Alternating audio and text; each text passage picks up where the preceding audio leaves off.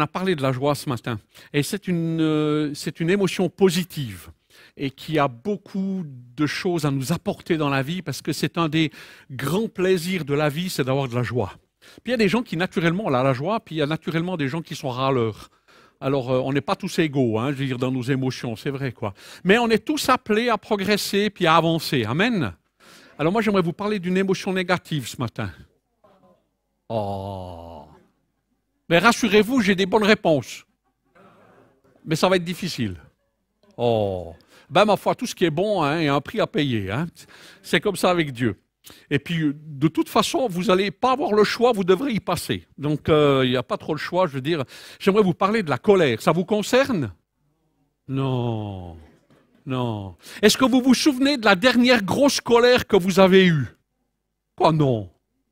Bah, vous ne voulez pas me dire que vous êtes différent de moi, quand même? Hein, je veux dire. On a tous vécu des choses ou d'une autre. Et quand on a des grosses colères, alors tout d'un coup, on explose. Je ne sais pas comment vous faites, hein, je veux dire, mais voilà, moi, je m'exprime assez fortement quand même. Et puis, je veux dire, enfin, chacun son style. Mais je veux dire, le problème, c'est toujours, ça apporte quoi comme résultat? Ouais, voilà. Et c'est bien ça le problème, quoi.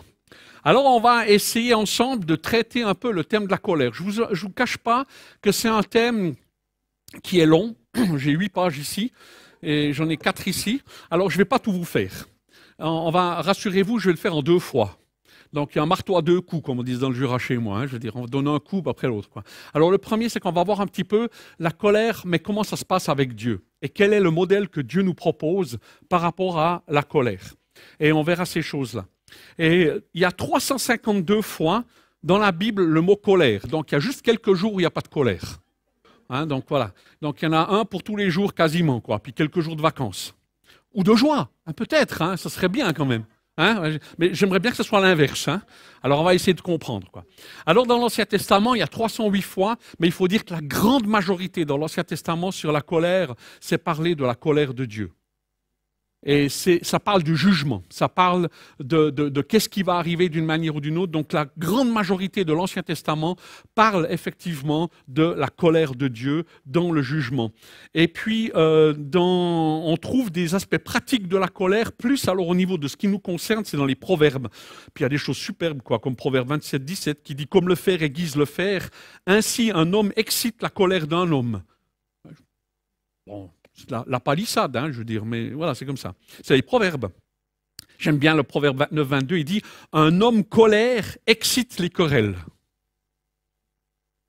Vous pouvez confirmer ça ou bien, hein? Je pense que c'est sage quand même. « Et un furieux commet beaucoup de péchés. » Eh oui. Proverbe 30, 33, « Car la pression du lait produit de la crème, la pression du nez produit du sang, et la pression de la colère produit des querelles. » J'aime bien. C'est pratique, très simple. Et j'aime bien, je veux dire, la Bible, parce qu'elle nous dit des choses à la fois compliquées, puis en même temps des choses simples. Et puis des fois, entre deux, il faut réfléchir. Alors on va essayer de réfléchir un petit peu ce matin. La première chose que j'aimerais dire, c'est que dans Exode 34, 6, c'est quand Dieu se révèle à Moïse, et Moïse reçoit quelque chose de la part de Dieu. Il dit, et l'Éternel passa devant lui et s'écria, l'Éternel, Dieu miséricordieux et compatissant, lent à la colère, et riche en fidélité. Amen. Hein? Donc, il proclame ça, quoi. Donc, il y a cette double nature de Dieu où en même temps, on verra comment ça se passe et comment ça s'équilibre après entre la justice et l'amour de Dieu, comment les choses sont là. Dans Éphésiens, il nous a dit dans 4,26, « Si vous vous mettez en colère, ne péchez point, que le soleil ne se couche pas sur votre colère. » Et là, j'aime bien, parce que j'ai lu un autre livre ici qui s'appelle Didier Pleu, « Exprimer sa colère sans perdre le contrôle. » Excellent. Excellent. Un autre livre qui est vraiment excellent, c'est celui-là, la Bible. Alors, si on arrive à fusionner les deux, ça va très bien. Je dis franchement, parce que en fait, ce que ce psychanalyste ici, il dit, ce psychologue du développement et psychologue clinicien spécialisé justement dans ce genre de choses-là, c'est un gars qui dit rien d'autre que ce que je lis ici. La conclusion, c'est la même, que je prends ça et ça. Mais ça m'a permis de comprendre ce que je suis en train de vous dire, quoi. Alors c'est déjà pas mal. Donc d'une manière ou d'une autre, je vous le conseille vraiment, mais ne le lisez pas avant que j'aie fait la deuxième fois. Hein? D'accord, donc il y a ça. Et je crois que Dieu, quand il nous dit de ne pas dormir sur notre colère, ce n'est pas tellement l'aspect de dormir qui est important, plutôt que de l'aspect de régler le problème. Parce que la colère, elle peut être légitime, elle peut être juste, Dieu en a, je veux dire, et nous on en a, mais le problème c'est que si on se laisse aller à la colère, je veux dire, on arrive à la destruction, et Dieu ne veut pas ça. Parce que c'est une émotion qui est difficile. Comme la joie, ça se travaille, ben, la colère, pour la contrôler et la maîtriser, ça se travaille aussi. Donc déjà là, on a quelques pistes de choses que Dieu veut nous dire. Il y a 3 types de colère que l'on peut distinguer. C'est une colère contre les autres. C'est la plus facile. Hein. C'est ta faute. Hein. Je ne sais pas si ça vous est déjà arrivé quand vous prenez la douche puis que votre femme, tout d'un coup, elle ouvre le robinet d'eau froide. Hein, je veux dire. Là, vous avez quoi comme réaction? Mais tu sais bien, chérie, qu'il ne faut pas prendre un café pendant que moi, je prends la douche. Alors, des fois, ça peut aller un peu plus loin que ça. Puis des fois, on se dit, oh ben, les choux, il n'a pas pensé. Voyez, on gère les choses d'une manière ou d'une autre, comme ça, et puis on peut le faire, quoi. Une autre manière de gérer la colère, c'est de la gérer contre soi. Puis vous avez tous entendu parler de ces enfants qui se scarifient d'une manière ou d'une autre, quoi, parce qu'ils sont en colère, ils ne savent pas l'exprimer autrement qu'en la retournant contre eux-mêmes, quoi. Et c'est destructeur. Et puis il y en a d'autres qui sont en colère parce que tout d'un coup, il y a un bouchon à 7 heures pour aller au travail à Genève. Ben, tu le sais que de toute façon, tous les matins, il y a un bouchon à Genève. Alors pourquoi tu t'énerves? Pourquoi t'engueules le conducteur qui est devant toi puisque tu sais? Ah non, mais ça va pas! Le pouvoir public devrait faire ceci, cela, nanana. Quoi, je veux dire, d'accord, vous comprenez le principe, hein? OK? Tous ceux qui ont passé par là, vous savez de quoi je parle. Donc, d'une manière ou d'une autre, il y a les autres, et puis dans ces autres, ben, il y a aussi contre Dieu. Il y a des gens qui sont en colère avec Dieu d'une manière ou d'une autre, quoi. Bien. Ce qui est intéressant, c'est qu'au niveau du livre, il montre un peu un profil, quoi. Il dit qu'il y a les colériques, d'une manière ou d'une autre, qui existent comme ça, ils ont des exigences irrationnelles.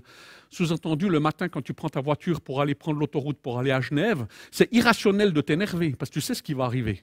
Vous comprenez? Mais le problème, c'est que lui-même, il a ses propres exigences et sa vision des choses, où tout doit tourner autour de sa loi à lui et ses règlements, quoi. Les absolus, ils ont des absolus de pensée.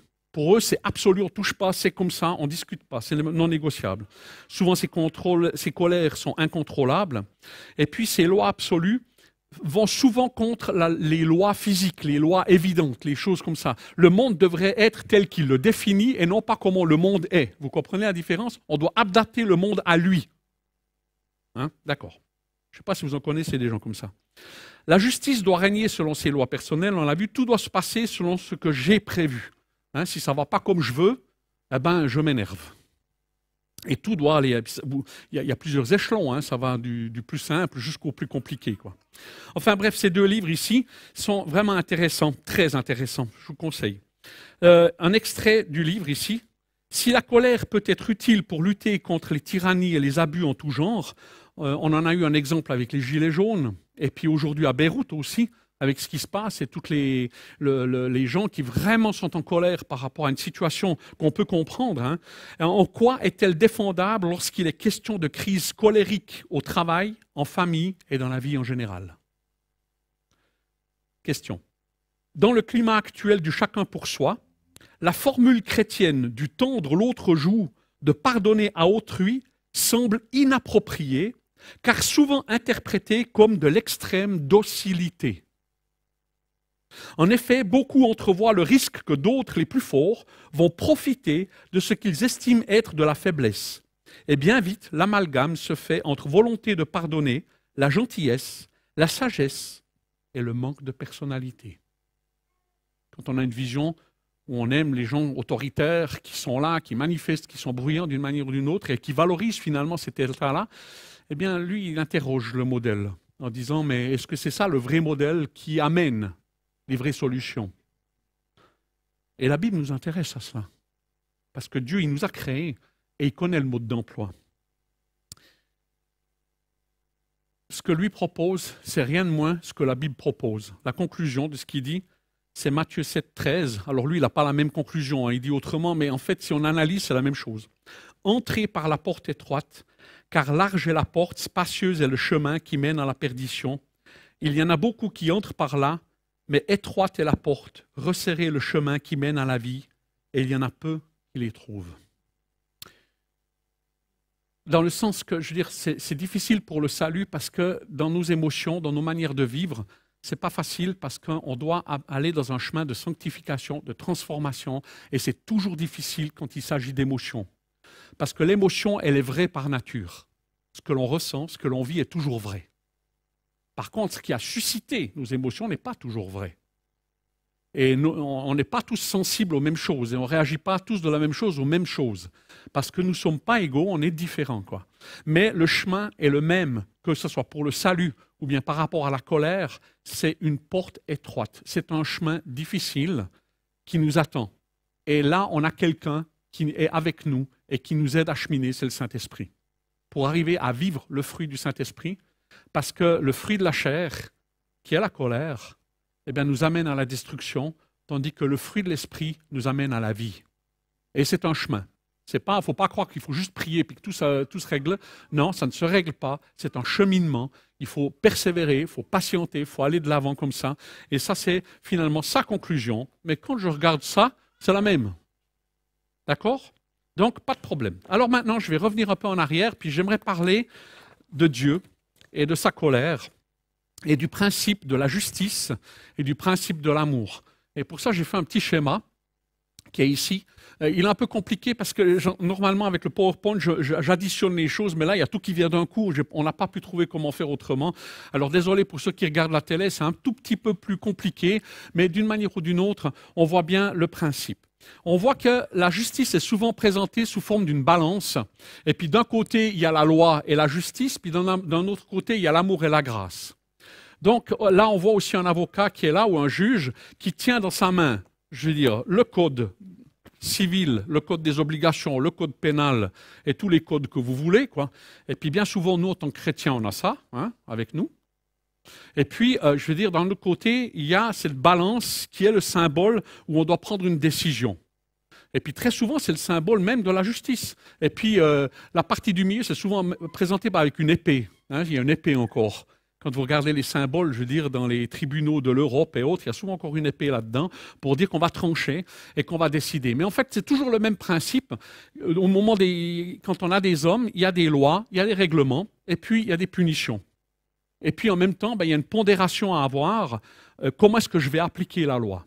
Comment je vais appliquer avec sévérité, avec aussi de la corruption. Hein. On ose imaginer que dans des pays totalitaires comme maintenant il y a des choses arbitraires qui sont faites, même si la loi, elle dit ça, on applique ça. Parce qu'il y a d'autres principes. Il y a les principes de corruption et autres, quoi. Et finalement, ces différentes lois, elles sont là. Et puis, la loi absolue, elle n'existe pas en tant que telle. C'est quelque chose qui se crée en fonction de nos cultures, en fonction du moment, en fonction des peuples, en fonction des valeurs. Et c'est quelque chose qui fluctue. Et je pense qu'aujourd'hui, il y a des comportements en société qui ne sont plus condamnés, qu'ils l'ont été il y a 50 ans ou 100 ans en arrière. Si aujourd'hui, nous, en tant que chrétiens, on se permet d'aller en caleçon de bain à la plage, hein, je veux dire, j'aimerais vous dire qu'il y a un siècle en arrière, on aurait fait scandale. Aujourd'hui, on ne fait plus scandale. Parce que justement, ça évolue, ça change. Alors, est-ce que ça change en bien, est-ce que ça change en mal? Il y a des choses qui sont bien et des choses qui sont mal. Voilà, je veux dire, c'est un peu l'image de la vie et autres, quoi. Et puis là, au milieu, vous avez un juge qui, normalement, devrait être neutre et devrait être objectif et puis impartial, qui doit effectivement, entre le procureur qui utilise la loi, qui dit « il a enfreint tel article de la loi, il y a ceci et cela, et voilà le code pénal dit si vous avez enfreint ça, vous avez ça comme punition. » quoi. Puis l'avocat, de l'autre côté, il vient, puis il va défendre son client « oh mais il ne savait pas, il n'était pas assis, ah non, non, non, nul n'est censé ignorer la loi. Le code s'applique, dit le procureur. » Et puis finalement, on est dans un jeu comme ça, on va essayer de trouver, et puis alors il y a des gens qui sont vraiment merveilleux en termes de joute oratoire.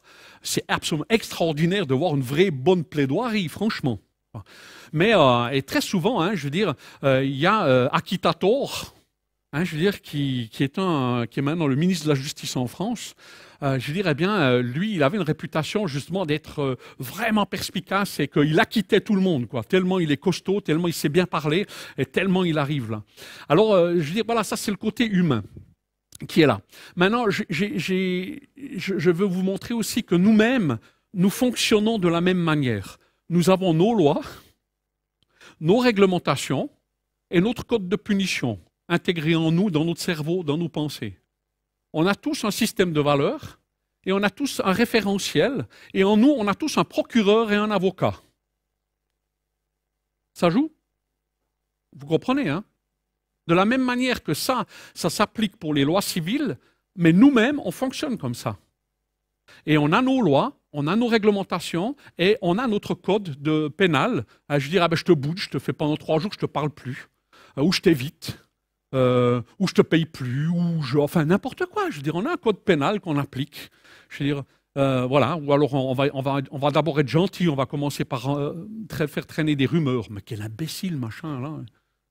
Hein, vous savez, on a plusieurs manières de manifester notre justice, quoi. Enfin bref, on travaille avec notre propre justice, on a notre propre tribunal aussi. Et puis finalement, c'est qui le juge? Vous pensez que vous êtes équitable? Est-ce que vous écoutez l'autre qui vous a fait du mal? Est-ce qu'il a une chance de s'en sortir? C'est qui son avocat?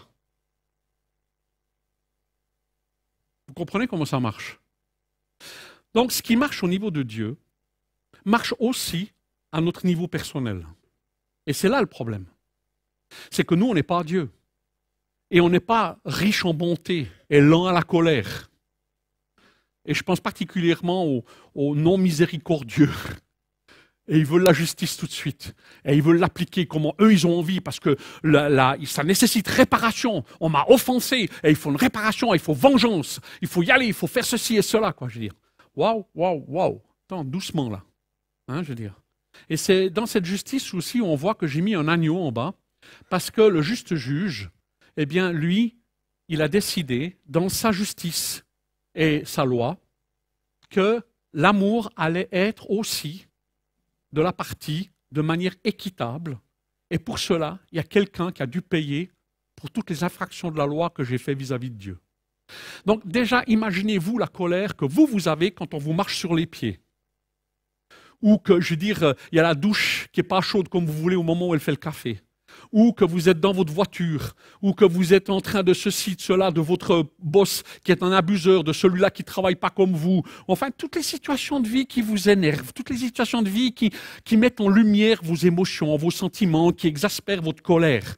Toutes les injustices dans votre éducation, tout cela, c'est un grand mélange, c'est un grand melting pot de tant d'émotions, de tant de choses qui sont là, que des fois, malheureusement, il suffit qu'il y en ait un qui passe, qui n'ait rien à voir, puis c'est lui qui ramasse la foudre.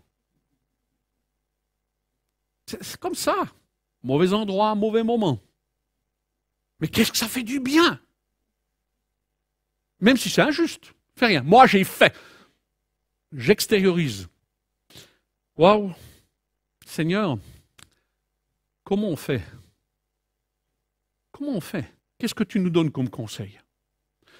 Quelles sont les choses que tu nous aides à gérer dans ce domaine-là? Eh bien, c'est là où d'une manière ou d'une autre, Dieu a quelque chose à dire sur ces choses-là. Et nous ne sommes pas Dieu, mais voilà ce que Dieu nous conseille de faire. On trouve ça dans Luc 6.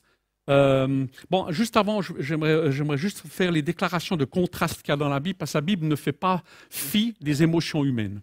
Si tu peux passer le slide. C'est Romains 12, 19. Il nous est dit, ne vous vengez point vous-même, bien-aimés, mais laissez agir la colère de Dieu, car il est écrit, à moi la vengeance, à moi la rétribution, dit le Seigneur. Donc avec ce que je viens de vous expliquer, vous comprenez qu'on est des juges un peu partiaux et qu'on est des juges qui ne sont pas tout à fait corrects ni honnêtes, on ne donne pas vraiment de chance à l'autre. Et d'une manière ou d'une autre, c'est Dieu qui dit, écoutez, si on vous a blessé, donnez-moi votre cas, donnez-moi votre colère. Donnez-moi votre sentiment d'injustice, donnez-moi vos frustrations et acceptez que j'ai payé le prix pour vous. Maintenant, vous m'appartenez, on l'a chanté, hein, on lui appartient. Donc, est-ce que nos frustrations lui appartiennent? Est-ce que nos blessures lui appartiennent? Est-ce que nos colères lui appartiennent? C'est ça qu'il dit. Donnez-les-moi. Pourquoi? Parce que moi, je serai équitable. Parce que moi, je ferai la vraie justice, alors que toi, tu ne feras que de te venger, et tu feras que empirer le problème, tu ne le résoudras pas. C'est ça que ça veut dire. Donc d'une manière ou d'une autre, dans le texte qui nous est dit dans Romains 12, c'est à moi la rétribution, c'est moi qui ferai ça. Toi, fais-moi confiance, donne-moi ça. Toi, on verra, pardonne. Oh, Seigneur, non, non, non. Oh, oh, oh. Moi, je vais bien te donner ma vie, mais ça, non. Ça me regarde moi. Ça, c'est ma vie à moi. Hein. On est tous pareils. Enfin, je ne sais pas vous, mais en tout cas, moi, je suis comme ça.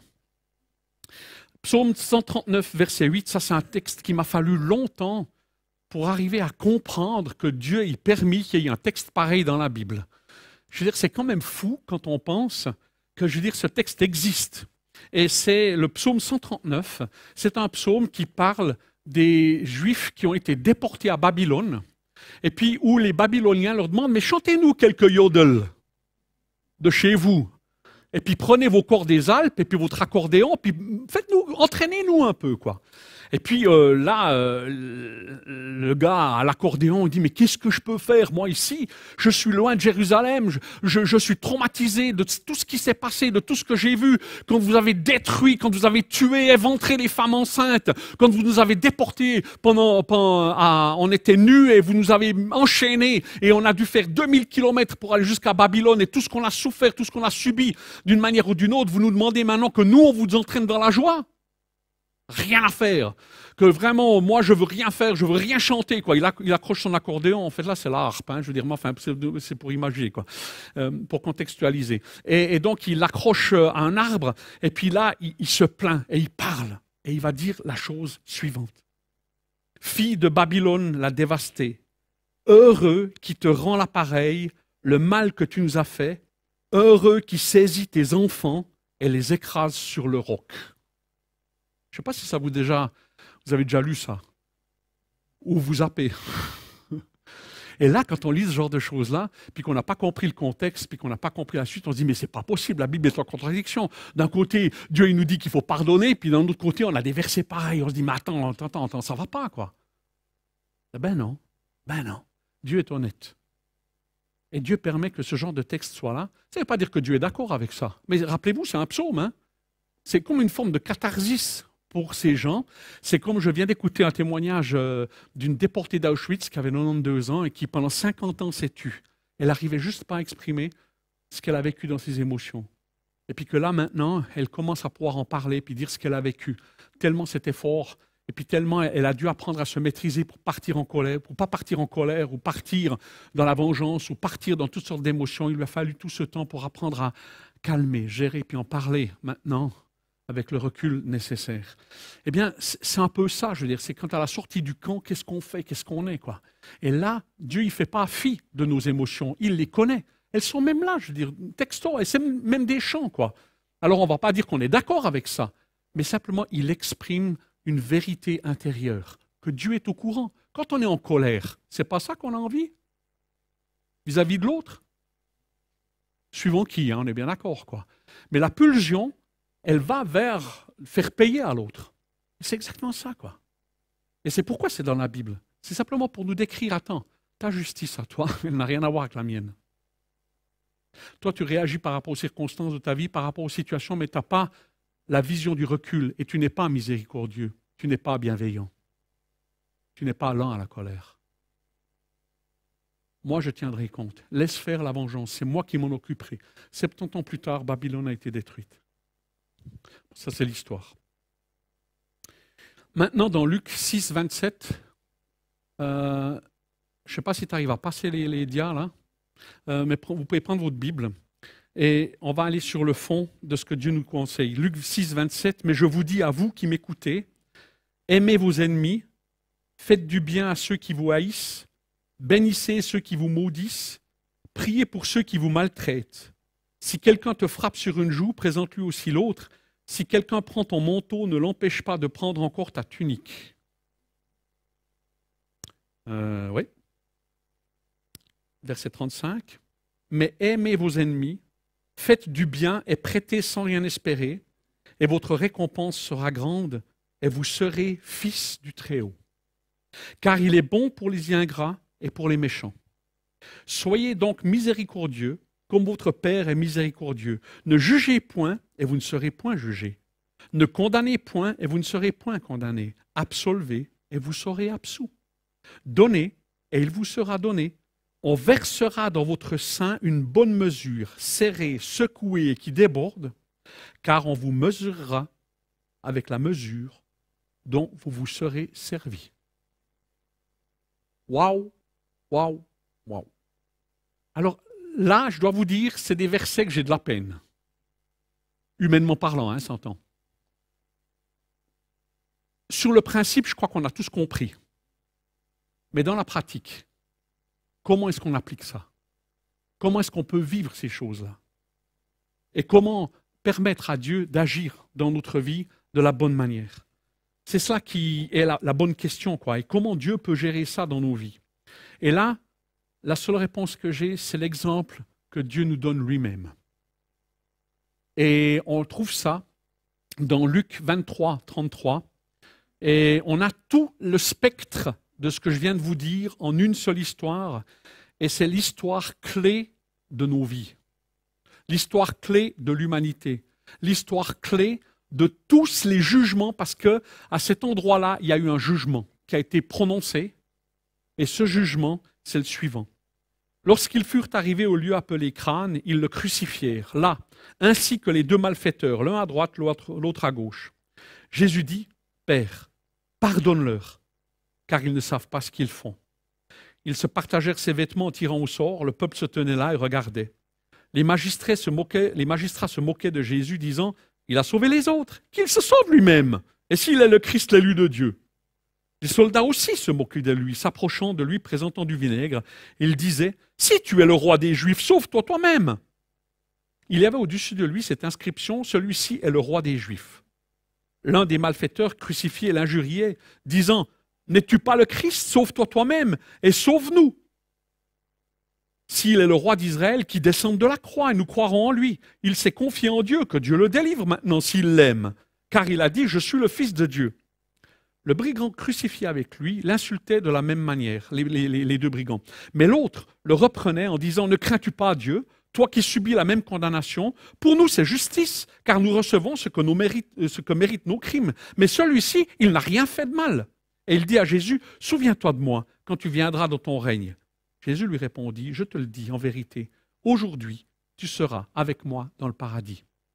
Une anecdote intéressante sur ce passage, c'est que dans Matthieu 27, 42, il nous a dit que finalement, les deux au début insultaient Jésus. Les deux insultaient Jésus de la même manière. Mais à un moment donné, il y a eu quelque chose qui a changé et qui fait que, je veux dire, un des deux, vraiment avec une conversion sur la croix. Et où là, il a dit, non, stop. Nous, ce qu'on vit, c'est justice, mais lui, non.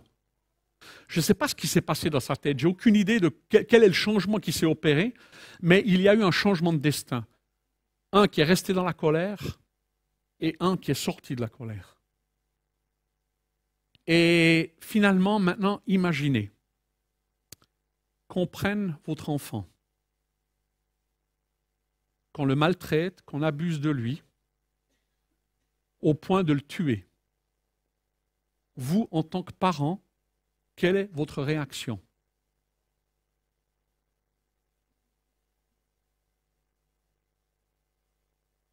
J'entends un grand silence poli. Imaginez Dieu le Père dans le ciel, voyant son fils agoniser, souffrir. Il y a dû y avoir une colère, mes amis, dans le ciel, qui devait juste être inimaginable. Jésus, sur la croix, en train de souffrir, il est méprisé, il est abandonné, il est jugé, il est rejeté, on le met au défi. Si tu es le Fils de Dieu, descends. Il l'est. Et en pleine autorité, en pleine conscience et en plein pouvoir. Descends. C'est la tentation du diable au tout début dans le désert, quand il a commencé son ministère, 3 ans, c'est la même tentation qui vient. Descends et là on croira en toi, quoi. La tentation dans la douleur, dans la souffrance, d'utiliser sa puissance pour faire ça. Non. Dieu accepte de mourir et d'aller au bout. Et encore, de crier, Père, pardonne-leur. Et que ta justice, qui est juste, qui est vraie, qui est absolue, ne les frappe pas. Mais aide-les à comprendre. Et c'est ce qu'il va faire. Il va envoyer le Saint-Esprit parce qu'il aura payé le prix de la justice de Dieu pour chacun de nous, quoi. Mes amis, nous sommes tous des brigands en ce qui concerne notre colère. Et que Dieu nous aide à vraiment faire cette conversion aussi et d'accepter de suivre le chemin de Dieu. Je vais m'arrêter là et en vous encourageant à venir une prochaine fois écouter la suite de ce culte où je vais vous parler de ces mécanismes, de ces choses et on verra qu'est-ce que la Bible propose comme solution pour tous les colériques et pour ceux qui sont dans cet état-là, comment Dieu veut nous amener à vivre ce que lui nous a donné comme modèle. Amen. C'est un chemin, d'accord? On ne va pas y arriver tout seul, ni tout de suite, mais acceptons de commencer et acceptons d'être vrais, acceptons de reconnaître les choses telles qu'elles sont, pas telles qu'on aimerait qu'elles soient, et de laisser le Saint-Esprit nous amener dans ce que lui a prévu pour chacun de nous, pour nous amener à pouvoir vivre ces versets et de pouvoir les appliquer et d'aimer nos ennemis, de tendre l'autre joue, qui sont des choses simplement humainement impossibles. Et que Dieu nous aide dans cette démarche. Vous êtes d'accord?